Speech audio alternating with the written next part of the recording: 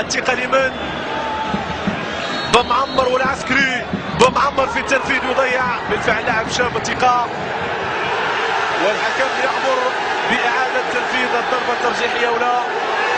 نعم، الكرة تسدد وهدف لفريق المغرب الفاسي، هدف لفريق المغرب الفاسي 3-2. هنا الإعادة، الكرة لعبت وعادت لمرمى الحارس خالد العسكري. يعني قلت هذه مباراة غريبة، نعم غريبة، عادت المرمى، كان يظن أن الكرة خرجت لكن ما خرجتش. 3-2 لفريق المغرب الفاسي، أغرب كرة تابعتها في ال10 سنوات الأخيرة في الضربات الترجيحية، أغرب كرة في الضربات الترجيحية. نعم 3-2 لفريق المغرب الفاسي. الجيش الملكي ضغط المباراة مجددا، ضغط المباراة كم هو محظوظ.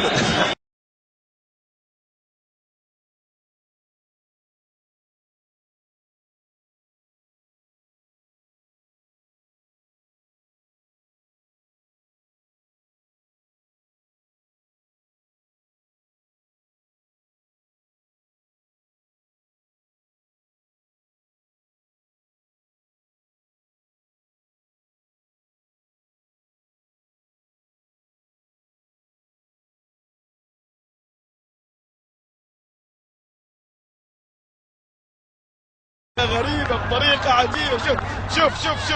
شوف اليد وضح، حتى حارس المرمى كان مستغرب.